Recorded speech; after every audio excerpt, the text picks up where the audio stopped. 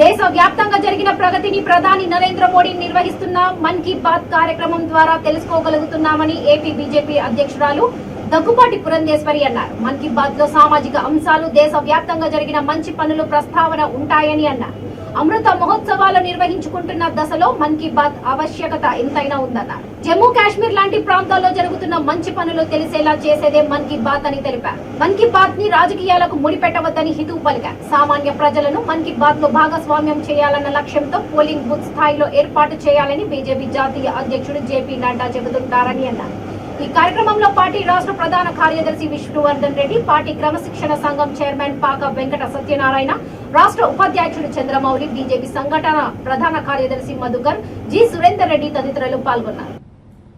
కనుకనే మన జాతీయ అధ్యక్షుడు నడ్డా గారు ప్రతి నెల ఆఖరి ఆదివారం వచ్చేటువంటి మన్ కీ బాత్ కార్యక్రమాన్ని మనం బూతుల్లో వినాలని, అది కేవలం మన బూత్ కమిటీలకి పరిమితం చేయకుండా ఆ బూత్ పరిధిలో ఉన్నటువంటి ఓటర్లు కావచ్చు, సామాన్య ప్రజలు కావచ్చు, వారందరినీ ఏ విధంగా భాగస్వాములు చేయాలో ఆ విషయం మీద దృష్టి సారించాలని చెప్పి నడ్డా గారు పదే పదే మనకి ఇచ్చేటువంటి ఆదేశం.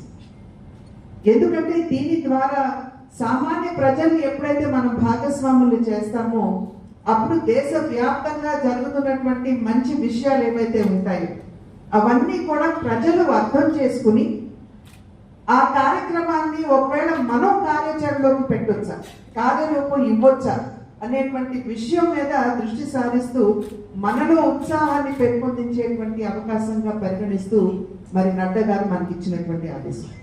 కనుకనే ఇవాళ మన పార్టీకి సంబంధించినటువంటి కార్యక్రమాన్ని ప్రారంభించుకునే ముందు ఒక్కసారి మనం అందరం కూడా మన్ కీ బాత్ వినాలి అని చెప్పి ముందు మన్ కీ బాత్ తో ఇవాళ కార్యక్రమాన్ని ప్రారంభం చేసుకోవడం జరిగింది. ఇవాళ నరేంద్ర మోడీ గారు 2-3 ముఖ్య విషయాల మీద వారు నొక్కి వక్కాణించడం జరిగింది. ప్రధానంగా ముందు వారు చెప్పినటువంటి విషయం ఏమిటంటే ఏ విధంగా మనం పర్యావరణాన్ని పరిరక్షించుకోవాలి, ప్రత్యేకించి నీటి వనరులు. ఇవాళ నీటి వనరులు ఎక్కడ చూసినా కూడా ఒకంత ఇబ్బంది దేశంలో ప్రజలు పడుతున్నటువంటి సందర్భంలో మనం ఏ విధంగా నీటి వనరుల్ని పరిరక్షించుకోవాలి, అదేవిధంగా చెట్ల పెంపకం. ఇప్పుడు మనం చాలా వరకు కూడా గ్లోబల్ వార్మింగ్ అని, వాతావరణ మార్పు అని, అకాల వర్షాలని ఇవన్నీ కూడా మనం వింటూ వస్తున్నటువంటి విషయాలు.